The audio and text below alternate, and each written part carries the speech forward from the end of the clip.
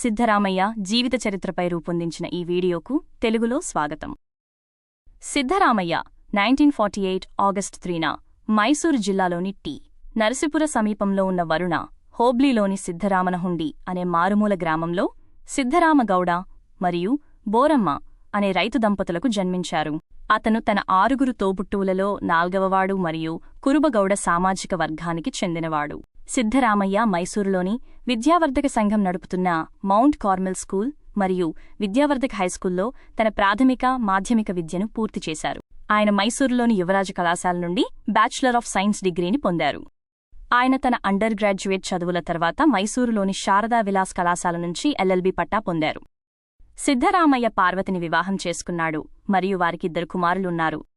1983లో ఆయన చాముండేశ్వరి నియోజకవర్గం నుండి భారతీయ లోక్దళ్ టికెట్పై పోటీ చేసి 7వ కర్ణాటక శాసనసభలోకి ప్రవేశించారు. రామకృష్ణ హెగ్డే ప్రభుత్వ హయాంలో ఆయన పట్టు పరిశ్రమ, పశు సంరక్షణ, రవాణా వంటి పలు శాఖలను వివిధ స్థాయిలలో నిర్వహించారు. ఆయన 1994 రాష్ట్ర ఎన్నికలలో తిరిగి ఎన్నికై దేవెగౌడ నేతృత్వంలోని జనతాదళ్ ప్రభుత్వంలో ఆర్థిక మంత్రి అయ్యారు.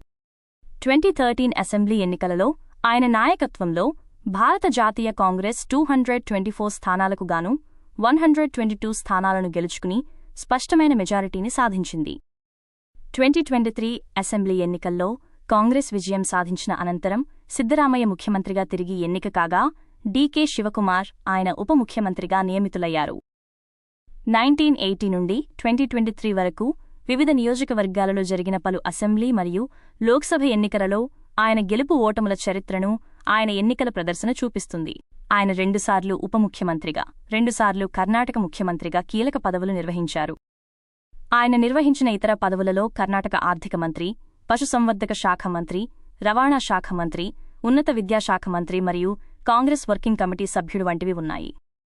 2026 మే 28న సిద్ధరామయ్య కర్ణాటక ముఖ్యమంత్రి పదవికి రాజీనామా చేసి తన ఎన్నికల రాజకీయాలకు ముగింపు పలికారు. అయితే తాను క్రియాశీల రాజకీయాల్లో కొనసాగుతానని ఆయన పేర్కొన్నారు. ట్విట్టర్ పోస్ట్లో తన పదవికి ప్రజల మద్దతే కారణమని పేర్కొంటూ వారికి ఆయన ధన్యవాదాలు తెలిపారు. తన రాజీనామా ముఖ్యమంత్రి పదవికి మాత్రమేనని, ప్రజా జీవితానికి కాదని ఆయన స్పష్టం చేశారు.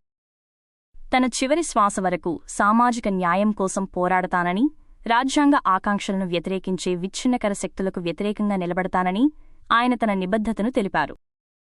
ఆయన కర్ణాటక ప్రజలందరి సంక్షేమం కోసం పనిచేసి ప్రజానాథ నాయకుడిగా ఎదిగిన ముఖ్యమంత్రులలో ఒకరు. ఈ వీడియో చూసినందుకు ధన్యవాదాలు. మరిన్ని ఆసక్తికరమైన కంటెంట్ కోసం దయచేసి ఈ ఛానల్కు సబ్స్క్రైబ్ చేసుకోండి.